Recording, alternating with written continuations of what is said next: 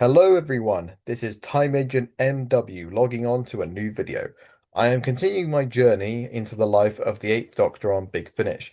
Last time I dived into the first three audios of what is known as the Divergent arc.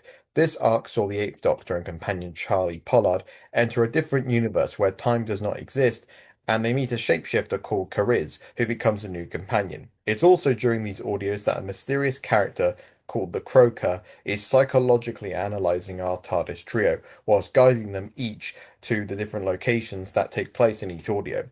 Originally, I was going to do one video on the first audio I'm reviewing, as it acts as the mid-season finale, being placed halfway through this arc. However, it's one that I don't have a lot to say, so I decided to instead review the next four audios in the Divergent arc, with the next audio after these ones being the finale to the arc that I will save for one video, as I imagine I will have a lot to say about it.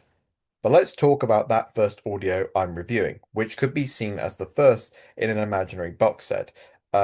It's called The Twilight Kingdom, and it's by Will Schindler. The plot description is the blood of innocence has been spilled. A terrible secretive sequence of events has been set in motion. The forces of darkness are on the move. Deep underground, an army of light prepares itself for the oncoming war. The Doctor's used to winning, stumbling in, reading the face of the enemy, and then beating the odds, but what if this time he's got it wrong? Charley and Kariz think he has. Stripped of all that is familiar, just who is the Doctor? Major Koff thinks he knows. Lost among the dark caverns of an unknown world, has the Doctor finally met his match? Look, Doctor, what exactly is going on here? I mean, one minute we're in Light City, the next we're in, well, the Amazon by the looks of it. I wasn't aware my world had areas like this, Doctor. Although I like the damp atmosphere. It reminds me of before the company came. Yes, it is rather mysterious, isn't it?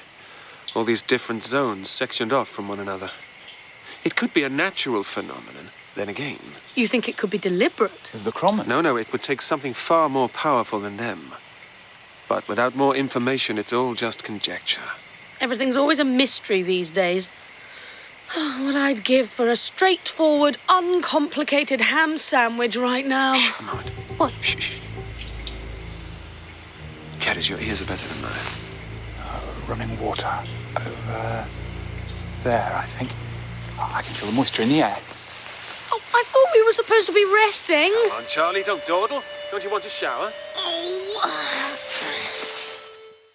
With this wrapping up the first half of the Divergent arc, I will say that there was a cycle that seemed to happen where you have one really experimental story, and then the next one is your typical Doctor Who story. So we last had Natural History of Fear, which is very experimental in its premise, and now we have a story that I don't think was bad, but didn't have many moments to really stand out, or make it seem like it only take place in a universe different from ours. Partly it comes down to how the plot of a military can remind you of episodes of the show you've already seen before. For me, it definitely reminded me of The Doctor's Daughter, with the Doctor and his companions having to be able to work with a military group, and there's conflict between our TARDIS team and this military. The more interesting drama, however, comes between the Doctor and Charley, where the location seems to have unexpectedly caused major friction between the two. It reminded me of what I liked so much about Scherzo, which was this duo being tested after quickly connecting in their early adventures. It eventually concludes in a way that feels uplifting and could conclude that little strand that was in the first half of this arc. I also say that the conclusion in general is solid, with the performance from McGann really standing out in this section, and the person we believe to be a villain not necessarily being as simple as that. Those concepts are fascinating, but because they mostly take place during the resolution, it means that the story might feel like a drag on an occasion, thanks also to it being part of a longer story than being a bit of a longer story than the previous audios in the Divergent arc. It's not fantastic, and because it didn't impress me with much, it would have been difficult to just review this in a video and nothing else. Resolution in some aspects were there to at least appreciate, but the final lines are definitely exciting in wanting me to dive into the second half of this arc. But yeah, overall, this wasn't a incredible listen, unlike some other stories in this arc.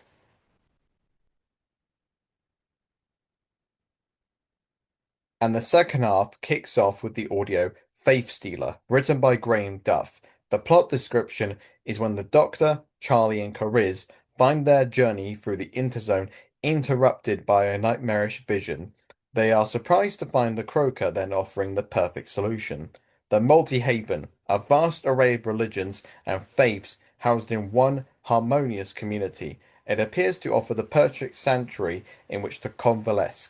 But under the guidance of the charismatic Lankada, one religion seems to be gathering disciples at an alarming rate, with the Doctor and Charley catching glimpses of an old friend and Cariz on the receiving end of some unorthodox religious practices. Their belief, hope, and faith are about to be tested to the limit.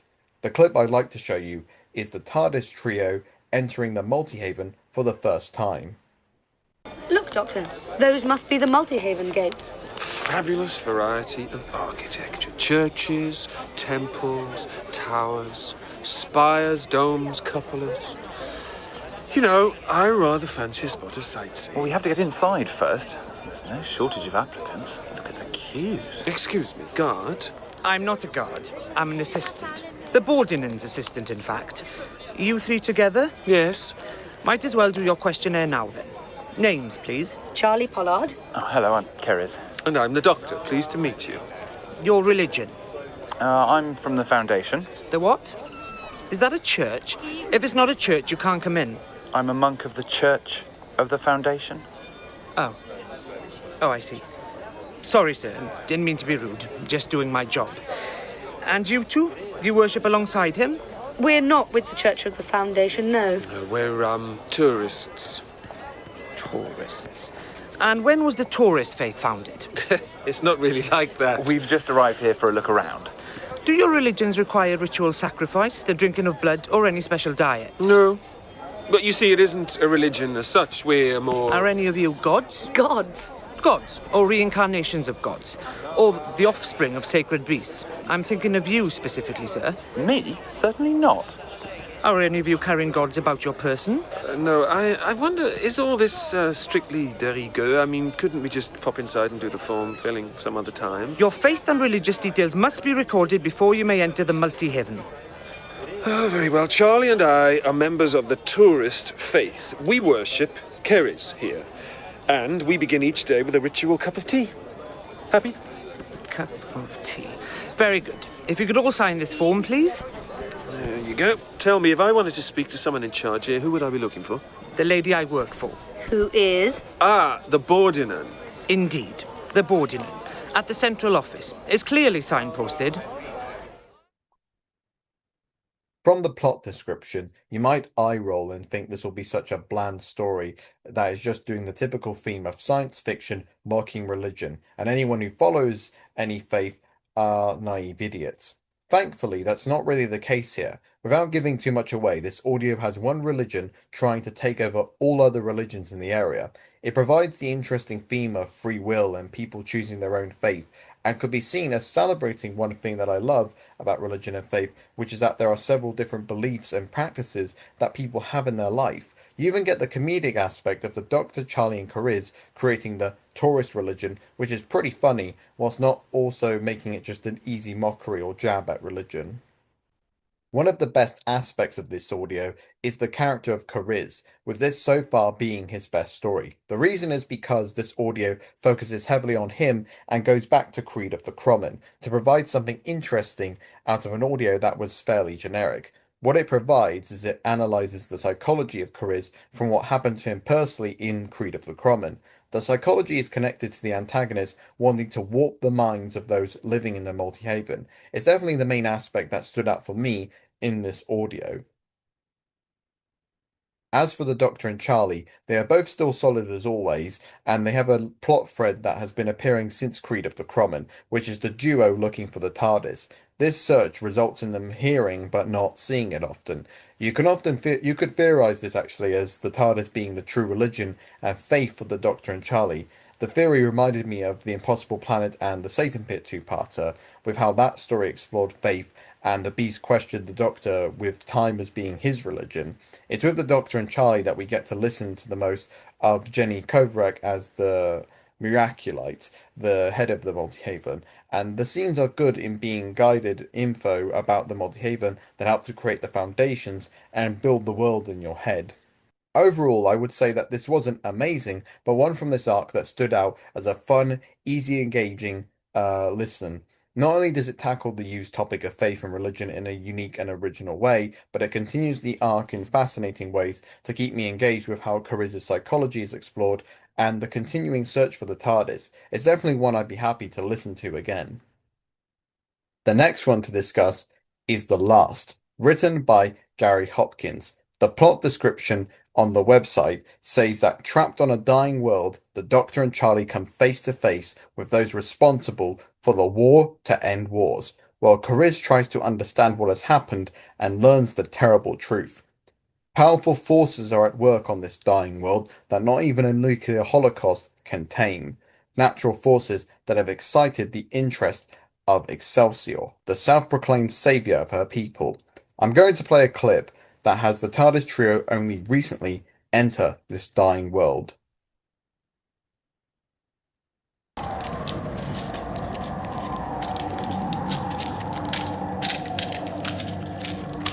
Charlotte, It's us. we were beginning to wonder if you had left us here on our own, Doctor. I wouldn't do that. We're a team. We go everywhere together. Isn't that right, Charlie? For better or worse. On this occasion, I think worse. We seem to have arrived in one of the most inhospitable places imaginable. Although something tells me it wasn't always like this. Have you seen any signs of life since you've been here? None that we recognised. Well, it was too cold for us to stay outside for long, and we didn't want to go too far away from the interzone portal in case we missed you. Quite right. Good thinking. Do you know where we are? The ground floor of some building, what's left of it.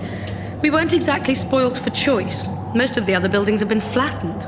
Earthquake, do you think? Not earthquake. Bomb. Doctor, how many bombs would it take to cause this amount of damage? 100, 1,000? Just the one. Just the one? One. Very powerful, very ugly bomb. A bomb from which there's little chance of escape for anyone or anything caught within its radius of destruction. A nuclear bomb. An explosive device which taps into the energy source of the planet itself, which can transmute steel and concrete into glass and wipe out whole civilizations at a single stroke. Thousands of people would live in a city this size. Tens of thousands, hundreds of thousands, perhaps millions. Or maybe everyone left the city before the bomb exploded, which is why we haven't seen any signs of life. Let's hope so, but even if they hadn't left the city, it's highly unlikely that we'd find signs of life. And if there were some who survived the explosion, then they'd have to survive the fallout from it, and the nuclear winter you now see outside. But it's possible. Yes, it's possible. Could it have been an accident? That's also possible. We're guessing. We don't know for sure what happened here. All I'm sure about is that we can't stay. There's probably some lethal radiation. The Croaker must have sent us here for a reason. He won't let us go until, well, whatever it is has been achieved.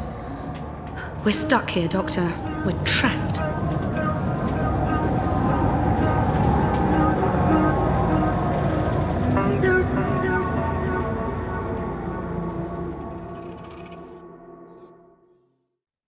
This audio might not be a fun story to listen to, but I can't deny that this wasn't a well-made one that features terrific performances from our TARDIS trio, such as Conrad as Cariz, by having his psychology being used in this audio that's different to Faith Stealer, so that it immediately doesn't feel like a copycat story.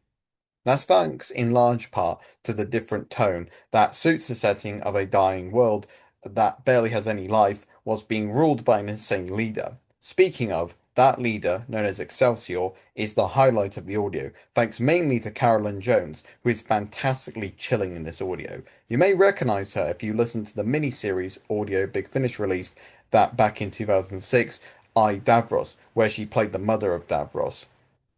She is one of the main aspects that helps create the hopelessness of the story, with the dying world and escalation in what occurs in this audio. I won't give it away for spoilers, but it does allow for all the cast to shine in dramatic moments throughout. Thankfully, there is Charley providing some joy and hope in her interactions with the Doctor, which do help this audio, because without it, the audio would be nothing but just a bleak, post-apocalyptic style story that would best work if you were in the right mood and mindset. I'll also say that the ending surprised me in a way that was pleasant, and I think you'll feel the same way with what occurred previously throughout the audio story that could be a little heavy. This all might sound like I'm being very negative to the last, but it definitely is a good story with plenty of merit. As mentioned before, Conrad as Cariz is great, with his mind being used in a way that results in a bleak twist, with the addition of him caring now about Charley, which is a nice development that has occurred during this story arc. I don't have a lot else to say because I would then start either rambling or spoiling the story for you, but I will say that the last might not be fun listen like Faith Stealer. However, it's still a good audio that once again continues to show the variety in tone that the Divergent arc is offering, which helps to make the arc not feel dull or repetitive. Fourth and finally is Kate Droyer, written by Lloyd Rose, and the penultimate story of the Divergent arc. The plot synopsis from the Big Finish website says self-exiled to a new universe, separated from his TARDIS, opposed and manipulated and by the Divergents and their agent the Croaker, the Doctor has been struggling to work out the nature of the cosmic game in which he's an unwilling pawn. Now at last he has a chance to find the answer and regain the TARDIS. Threatened and desperate, the Croaker abandons his behind-the-scenes machinations to confront the Doctor directly.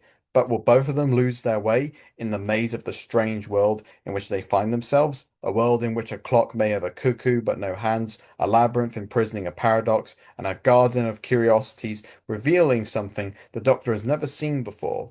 I'll play a clip from part 1, which has the TARDIS trio interacting with the Croaker. So what's the game? Each of us has to be fully conscious to hop from one zone to another. Or perhaps only the Doctor needs to be conscious. What with his brain being so complicated? Sounds right to me. What if the Croaker tries to wake him by doing something Doing really... something nasty? Oh, too risky. It might just drive the Doctor deeper into unconsciousness. He looks very comfortable. Doesn't he? Oh, do you think he's dreaming? I expect so. Cease your prattle! Are you still here? By the way, are you ever going to show yourself to us? Not that you sound as if you'd look like much. Oh, don't mean to be rude. Perhaps you've only got a bad cold. I will take no more of your insolent chatter. Oh, no? I think you may as well waddle off or hop off or whatever it is you do, because as long as the Doctor is asleep, you can't touch us. And he might sleep for hours, days even. And all the while, your bosses are getting more and more impatient. They want to run us through the next maze. You have no idea what you're talking about. I think we have you over a barrel, Croaker, old chap. How does it feel to be on the other end of the stick? How do you like being at our mercy for a... Oh, hello, everyone. Oh, well, brief but glorious. Oh, Charlie, Keris. I was having the most peculiar dream. I can't quite get hold of it. I was in some sort of labyrinth, I think, and there were bells. Doctor! Oh, bother. Is he here? Oh, where is here, anyway? It's rather featureless. Oh, yes, the good old interzone. We don't usually make a stopover. What's going on? Well, you were sleeping. Doctor! It is time to move on. Now, just hang on a moment, will you? Yes, I was sleeping, so... So you have to be conscious for us to travel between places. Of course. And Kroger wants to get us out of here and on our way, doesn't he? Wants to keep on top of the job, does Croker, because back at headquarters, his masters are impatiently tapping their fingers, presuming they have any, looking at one another and thinking, this Croker, has he really got it anymore? Is he the sort of fellow we want representing the old firm? Charlotte, I'm not really following this. I'll explain later. Or is he just no longer with the program? Is it time for a bit of downsizing? Shall we show Croker the door? Or the pit? Or the dungeon? Or the bottomless pool of unspeakable horrors? Or whatever it is they'd show you before they booted you into it? You go too far, Doctor. Oh, I've got miles in me yet. Let's see, why don't I just drop into a trance? That wouldn't suit you at all, would it? I'm lying here keeping us stuck in the interzone and back at the office. The minutes are ticking by. Because there are minutes, and they do tick by, even in a universe that can't tell the time. This audio was one that I was really looking forward to. That's in large part thanks to online Whovian Emily Jane, who's the biggest 8th Doctor fan online. And when they've been asked, including by myself, about their favourite 8th Doctor audio, this was the answer. So after reading that, I was very excited to listen to it and experience what this audio had to offer. And whilst I didn't love it massively, I can definitely understand why Emily and others would also feel the same way. This was still a really fun ride, and that's in large part to what happens after part 1, which I will reveal to help with the review of this audio, but it's not like a total complete spoiler that will shake up everything. Before I dive into that reveal, I have You'll have noticed as well in the clip that I presented to you that Stephen Pairing is terrific as the Croaker. I would say that this is definitely the best performance Stephen does as this character, and the way the Doctor taunts and plays around with him is a major highlight. I do remember seeing a tweet that mentioned that as the best performance of McGann as the Doctor, and I can definitely see that. I can definitely see why this particular audio was mentioned in terms of the best performance McGann gave as the Doctor. However, there's another key point that in the plot helps showcase McGann's talent. The point is that during part 1, the TARDIS trio enters a new world, and the Doctor unexpectedly gets split into 3. So during the rest of K Droya, McGann is playing 3 different versions of the 8th Doctor. You have the one that is normal and the main 8th Doctor, and then another that is always optimistic and happy, and then the third 8th Doctor being the opposite and being very cynical and rude. I imagine, maybe thanks to fan artwork I saw online, that the optimistic 8th Doctor wore a blue coat and the cynical 8th Doctor wore a red coat. One of the best things about this shake-up is that you get the cynical Careers paired up with the optimistic 8th Doctor, whilst Charley, who's often very hopeful and kind, gets stuck with the cynical 8th Doctor, which creates some really good comedy. However, the comedy does not take over the seriousness of the Croaker, who provides great interactions with not just the TARDIS trio, but also the 2 other Doctors. Being the penultimate story to this arc, it's also both unique and fitting for being the final story before this arc wraps up in the next audio. It's unique for not trying to be too epic with a small cast, however it's still fitting for being really creative, which really works for the story arc set in an entirely different universe. And it's this creativity that's another major highlight of K Droya. This story is filled with tons of imaginative ideas that wouldn't likely be made on screen unless the show had a very high budget. Thankfully, this is an audio, so the budget is just what you imagine, and that's all in your head. And the locations that range from a garden to a maze to a labyrinth, and then to the inside of a cuckoo clock is imaginative and not something you would immediately mix together, and that's all the better for it. I think that this audio is one that concludes aspects that were part of the Divergent story arc very nicely, whilst also setting up exciting moments that will be concluded in the next audio, funny enough, titled The Next Life. However, for the current audio, Care Droya is a really fun creative audio that I may not have loved as others might have done. However, I can definitely understand why it has love from fans, and I would be more than glad to listen to it again.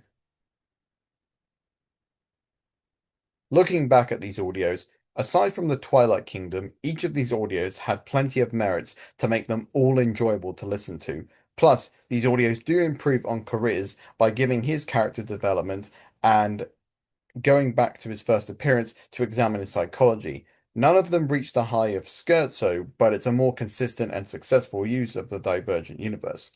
But will this arc stick the landing? Well, you'll have to find out in my next review. For now, I hope you enjoyed the video. Please like and subscribe if you want to keep up to date with my latest videos. And also, I will showcase at the end some playlists that will hopefully you can go and click on that will provide a link towards other audios such as my review of the first Divergent arc. But for now, this is Time Agent MW signing out.